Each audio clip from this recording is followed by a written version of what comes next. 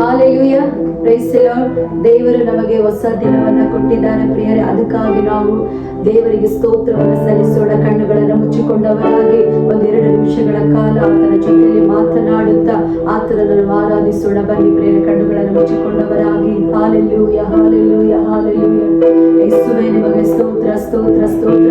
ಇಸ್ರಾಯೇಲರ ಸದಮನ ಸ್ವಾಮಿಯೇ, ಸೇನಾಧೀಶ್ವರನಾದ ಯೆಹೋವ ದೇವ, ನಿಮಗೆ ವಂದನೆಯನ್ನು ಸಲ್ಲಿಸುತ್ತೇವೆ ಸ್ವಾಮಿ ಕರ್ತನೆ. ಹಾಲೆಲೂಯ.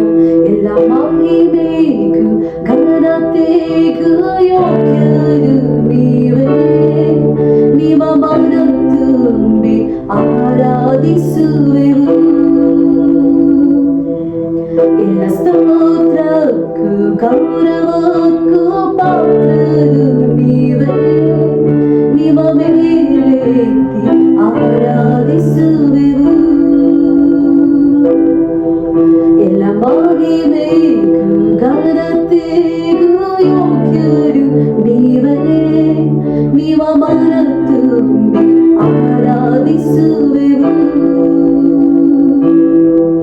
ಎಲ್ಲ ಸ್ತೋತ್ರಕ್ಕೂ ಗೌರವಕ್ಕೂ ಪಾತ್ರರು ನೀವೇ.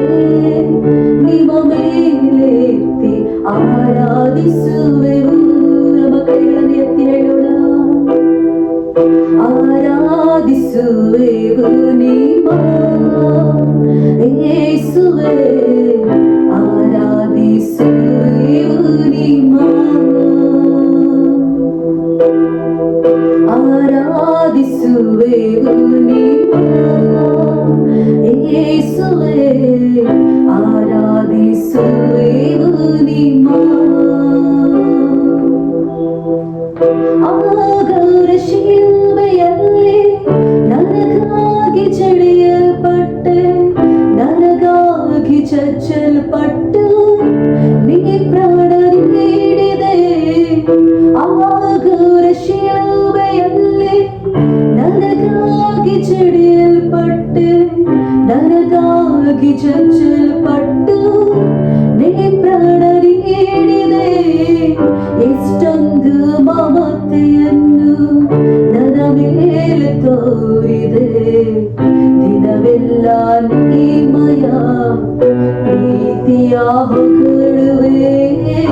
ಎಷ್ಟೊಂದು ಮಮತೆಯನ್ನು ನನ್ನ ಮೇಲೆ ತೋರಿದೆ. ದಿನವೆಲ್ಲ ನಿಮ್ಮಯ ಪ್ರೀತಿಯ ಹೊಗಳುವೆ. ಆರಾಧಿಸುವೆವು ನಿಮ್ಮ ಯೇಸುವೇ. ಆರಾಧಿಸುವೆವು ನಿಮ್ಮ. ಆರಾಧಿಸುವೆವು ನಿಮ್ಮ ಯೇಸುವೇ. ಆರಾಧಿಸುವೆವು ನಿಮ್ಮ. ಎಲ್ಲರೂ ಸೇರಿ. ಎಲ್ಲ ಮಹಿಮೆಗೂ ಘನತೆಗೂ ಯೋಗ್ಯರು ನೀವೇ. ನಿಮ್ಮ ಮನ ತುಂಬಿ ಆರಾಧಿಸುವೆವು. ಎಲ್ಲ ಸ್ತೋತ್ರಕ್ಕೂ ಗೌರವಕ್ಕೂ ಪಾತ್ರರು ನೀವೇ. ನಿಮ್ಮ ಮೇಲೆತ್ತಿ ಆರಾಧಿಸುವೆವು. ಆರಾಧಿಸುವೆವು ನಿಮ್ಮ ಯೇಸುವೇ. ಆರಾಧಿಸುವೆವು ನಿಮ್ಮ. ಕೊನೆಯ ಸಾರಿ. ಆರಾಧಿಸುವೆವು ನಿಮ್ಮ ಯೇಸುವೇ. ಆರಾಧಿಸುವೆವು ನಿಮ್ಮ.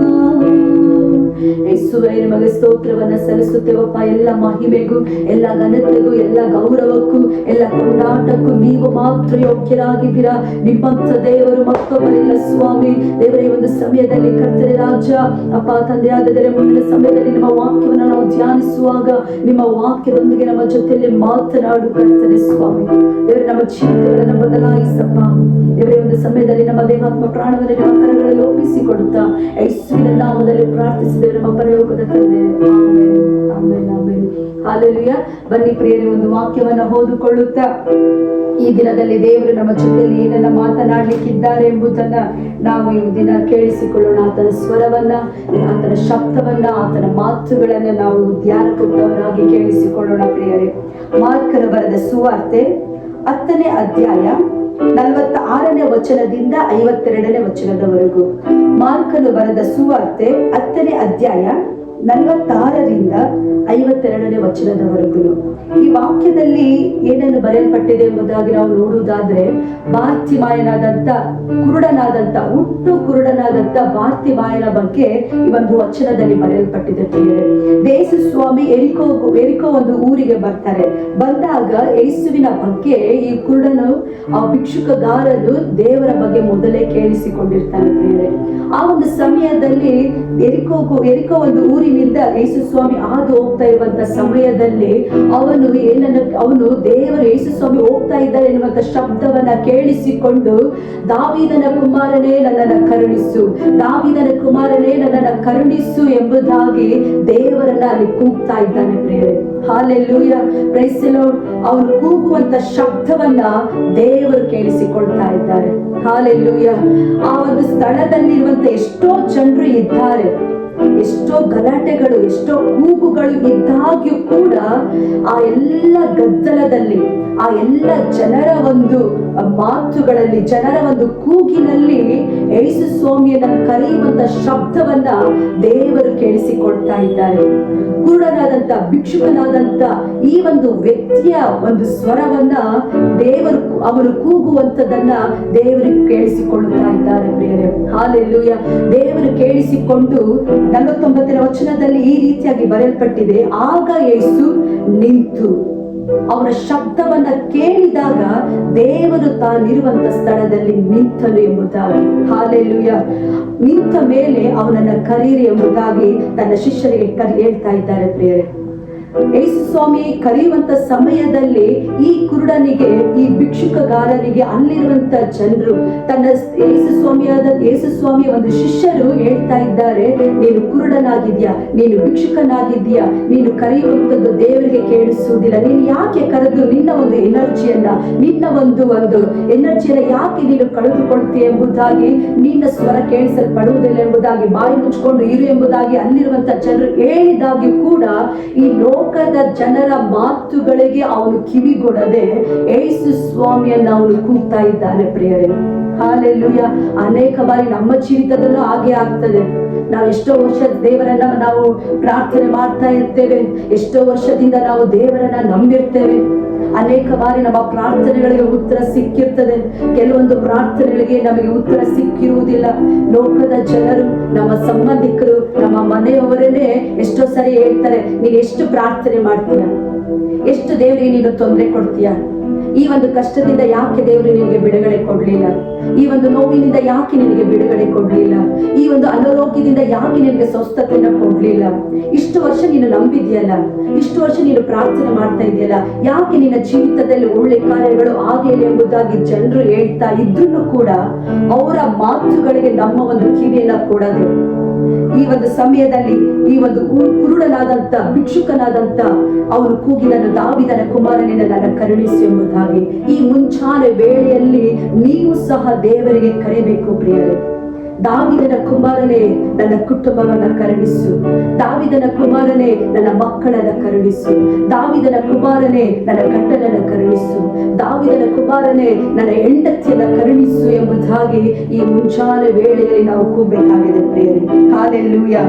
ಆಮೇಲೆ ಅವನನ್ನು ಕರೆಯಿರಿ ಅನ್ನಲು ಅವರು ಆ ಕುರುಡನನ್ನು ಕರೆದು, ಧೈರ್ಯವಿರಲಿ, ಹೇಳು.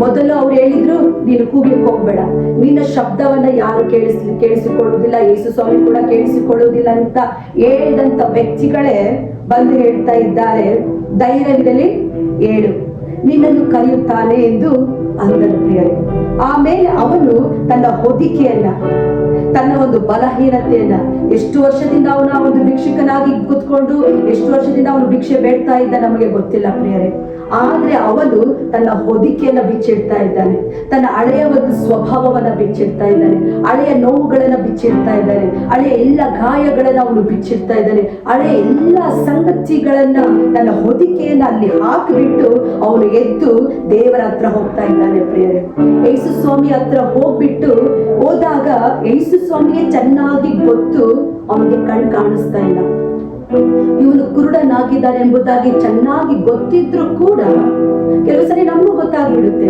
ಕಣ್ಣಿಲ್ಲದವರಿಗೆ ಇವರಿಗೆ ಕಣ್ ಕಾಣಲ್ಲ ಬಿಡು, ಹಾಲೆಲೂಯ, ಇವರಿಗೆ ಮಾತನಾಡಲಿಕ್ಕೆ ಬರುವುದಿಲ್ಲ ಬಿಡು ಎಂಬುದಾಗಿ ನಾವೇ ಮನುಷ್ಯರಾದಂತ ನಾವು ತಿಳಿದುಕೊಳ್ಳುವಾಗ ಸೃಷ್ಟಿಕರ್ತನಾದ ತಂದೆಯಾದ ದೇವರಿಗೆ ಗೊತ್ತಿಲ್ಲದಲೇ ಇರ್ತದ. ಆದ್ರೆ ದೇವರು ಅವನಿಗೆ ಕೇಳ್ತಾ ಇದ್ದಾರೆ, ನಾನು ನಿನಗೆ ಏನು ಮಾಡ್ಬೇಕೆಂಬುದಾಗಿ ಕೋರುತ್ತೀಯ. ಈ ಮುಂಚಾನೆ ವೇಳೆಯಲ್ಲಿ ದೇವರು ನಿಮ್ಮನ್ನ ಕೂಡ ನೋಡಿ ಹೇಳ್ತಾ ಇದ್ದಾರೆ, ಮಗನೇ ಮಗಳೇ, ನನ್ನ ಸೇವಕ ನನ್ನ ಸೇವಕಿ, ನನ್ನ ದಾಸ ನನ್ನ ದಾಸಿ, ನಾನು ನಿನಗೆ ಏನ್ ಮಾಡ್ಬೇಕೆಂಬುದಾಗಿ ನೀನು ಬಯಸ್ತೀಯ, ನಾನು ನಿನಗೆ ಏನ್ ಮಾಡ್ಬೇಕೆನ್ನುವಂತ ಆ ಒಂದು ಪ್ರಾರ್ಥನೆ ನಿನಗೆ ಇದೆ ಎಂಬುದಾಗಿ ದೇವರು ನಿಮ್ಮ ಹತ್ರ ಕೇಳ್ತಾ ಇದ್ದಾರೆ. ಪ್ರಿಯರೇ, ಕುರುಡನಾಗಿದ್ದಾನೆ, ಅವನಿಗೆ ಕಣ್ ಕಾಣುವುದಿಲ್ಲ ಎಂಬುದಾಗಿ ದೇವರಿಗೆ ಗೊತ್ತಿದ್ರು ಕೂಡ ದೇವರು ಅವನಿಗೆ ಕೇಳ್ತಾ ಇದ್ದಾರೆ. ಅವನಿಗೆ ಆಸೆ ಇತ್ತೋ, ಅವನಿಗೆ ಒಂದು ಇಚ್ಛೆ ಇತ್ತೋ ಏನೋ ಗೊತ್ತಿಲ್ಲ, ಆದ್ರೆ ದೇವರು ಕೇಳುವಾಗ ಅವನು ಒಂದೇ ಒಂದು ಕೋರಿಕೆಯನ್ನು ಕೇಳಿಕೊಂಡ. ಪ್ರಿಯರೇ, ದೇವರೇ ನನಗೆ ಕಣ್ಣು ಬರುವಂತೆ ಮಾಡು, ನಾನು ನೋಡ್ಬೇಕು ಈ ಒಂದು ಸೃಷ್ಟಿಯನ್ನ, ನಾನು ನಿಮ್ಮನ್ನ ನೋಡ್ಬೇಕು, ನಾನು ಯೇಸು ಸ್ವಾಮಿ ನಿಮ್ಮನ್ನ ನಾನು ನೋಡ್ಬೇಕು, ಅದಕ್ಕೋಸ್ಕರ ನನ್ನ ಕಣ್ಣುಗಳನ್ನ ತೆರೆ ಎಂಬುದಾಗಿ ದೇವರ ಹತ್ರ ಕೇಳಿಕೊಳ್ತಾ ಇದ್ದಾನೆ. ಪ್ರಿಯರೇ, ಆಗ ಯೇಸು ಸ್ವಾಮಿ ಹೇಳ್ತಾರೆ, ಹೋಗು, ನಿನ್ನ ನಂಬಿಕೆ ನಿನ್ನನ್ನು ಸ್ವಸ್ಥ ಮಾಡಿ ಅದೇ ಎಂಬುದಾಗಿ. ದೇವರ ಮಕ್ಕಳ ಈ ಒಂದು ಮುಂಚಾನೆ ವೇಳೆಯಲ್ಲಿ ಒಂದು ವಾಕ್ಯವನ್ನು ಹಿಡಿದುಕೊಂಡು ನಾನು ನಿಮಗೆ ಉತ್ತೇಜನ, ನಾನು ನಿಮಗೆ ಪ್ರೋತ್ಸಾಹ ಮಾಡುವುದೇನಂತಂದ್ರೆ, ದೇವರು ನಿಮ್ಮ ಬಳಿಯಲ್ಲಿ ಕೇಳ್ತಾ ಇದ್ದಾರೆ, ನಾನು ಈ ಒಂದು ಮುಂಚಾನೆ ವೇಳೆಯಲ್ಲಿ ನಾನು ಈ ದಿನ ನಿನಗೆ ಏನು ಮಾಡ್ಬೇಕೆಂಬುದಾಗಿ ನೀನು ಕೋರ್ತೀಯ ಎಂಬುದಾಗಿ. ಏನ್ ಪ್ರಾರ್ಥನೆ ಇದೆ, ಏನು ನೀನು ಬಯಸ್ತೀಯ? ನಿನ್ನ ಕುಟುಂಬ ಬದಲಾಗ್ಬೇಕಾ, ನಿನ್ನ ಮಕ್ಕಳು ಬದಲಾಗ್ಬೇಕಾ, ನಿನ್ನ ಕೆಲಸ ಕಾರ್ಯಗಳು ಬದಲಾಗ್ಬೇಕಾ, ನಿನ್ನ ಸೇವೆ ಬದಲಾಗ್ಬೇಕಾ, ನೀನು ಇದ್ದಂತ ಪರಿಸ್ಥಿತಿಯಿಂದ ನೀನು ಬದಲಾವಣೆ ಹೊಂದಿ ಬೇರೆಯವರ ಹಾಗೆ ನೀನು ಐಶ್ವರ್ಯವಂತನಾಗಿ ನೀನು ಜೀವಿಸ್ಬೇಕಾ? ನೀನ್ ಏನನ್ನ ಬಯಸ್ತೀಯಲ್ಲ ಈ ಒಂದು ದಿನದಲ್ಲಿ, ಅದನ್ನ ನೀನು ಹೇಳು.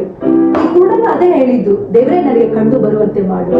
ಈಗ ಈ ದಿನ ನೀವು ಯಾವ ಒಂದು ಪರಿಸ್ಥಿತಿಯಿಂದ ಹಾದು ಹೋಗ್ತಾ ಇದ್ದೀರಲ್ಲ, ಆ ಪರಿಸ್ಥಿತಿಯನ್ನ ದೇವರ ಮುಂದೆ ಹೇಳ್ರಿ. ಪ್ರಿಯರೇ, ದೇವರು ನಿಜವಾಗಲೂ ನಿಮ್ಮ ಪರಿಸ್ಥಿತಿಯನ್ನ ಬದಲಾಯಿಸ್ತಾರೆ, ದೇವರು ನಿಜವಾಗಲೂ ನಿಮ್ಮ ಕಣ್ಣೀರನ್ನ ಒರೆಸುತ್ತಾರೆ, ದೇವರು ನಿಜವಾಗಲೂ ನಿಮ್ಮ ಮುಂದೆ ಬಂದಿರುವಂತ ಬೆಟ್ಟದಂತಿರುವಂತ ಗುಡ್ಡದಂತಿರುವಂತ ಸಮಸ್ಯೆಯನ್ನ ದೇವರು ನೆಲಸಮವಾಗಿ ಮಾಡ್ತಾರೆ. ಪ್ರಿಯರೇ, ಎಷ್ಟು ಜನ ನೀವು ಈ ಒಂದು ಮುಂಚಾನ ವೇಳೆಯಲ್ಲಿ ನಂಬುತ್ತೀರಾ?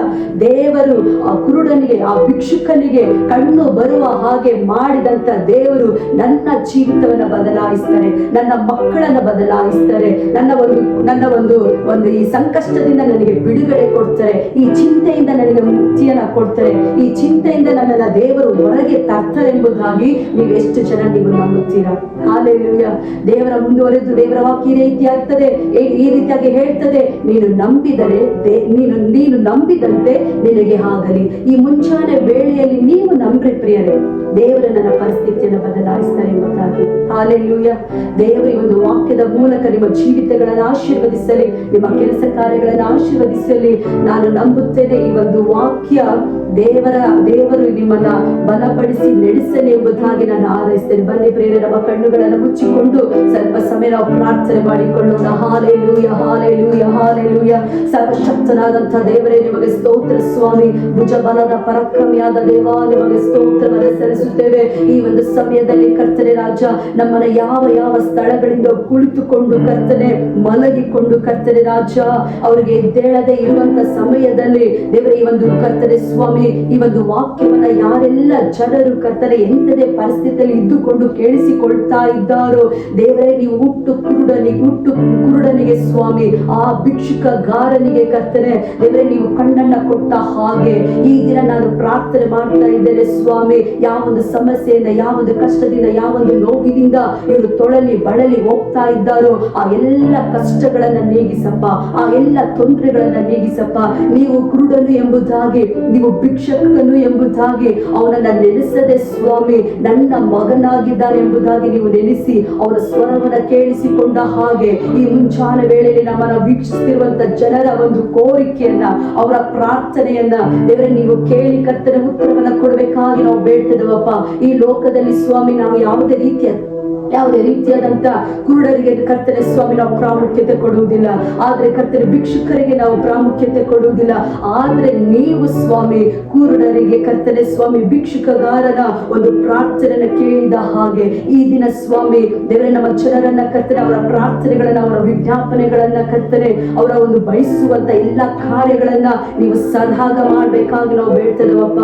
ದೇವರೇ ನಮ್ಮ ಪ್ರಾರ್ಥನೆಗಳನ್ನ ಕೇಳಿ ಉತ್ತರವನ್ನು ಕೊಟ್ಟಿರೋದಕ್ಕಾಗಿ ಸ್ತೋತ್ರವನ್ನು ಸಲ್ಲಿಸುತ್ತಾ ಎಲ್ಲ ಘನಮಾನ ಮಹಿಮೆಯನ್ನು ನಿಮಗೆ ಮಾತ್ರ ಸಲ್ಲಿಸುತ್ತಾ ಯೇಸುವಿನ ಶಕ್ತಿಯುಳ್ಳಂತ ನಾಮದಲ್ಲಿ ಪ್ರಾರ್ಥಿಸಿ ಬೇಡಿಕೊಂಡು ಹೊಂದಿದ್ದೇವೆ ನಮ್ಮ ಪರಲೋಕದ ತಂದೆ. Amen, amen, amen. Hallelujah. Praise the Lord. ಈ ಒಂದು ವಾಕ್ಯದ ಮೂಲಕ ದೇವರು ನಿಮ್ಮ ಜೀವಿತವನ್ನ, ನಿಮ್ಮ ಮಕ್ಕಳನ್ನ, ನೀವು ಮಾಡುವಂತ ಎಲ್ಲ ಕೆಲಸ ಕಾರ್ಯಗಳನ್ನ ಆಶೀರ್ವದಿಸಲಿ ಪ್ರಿಯರೇ. God bless you.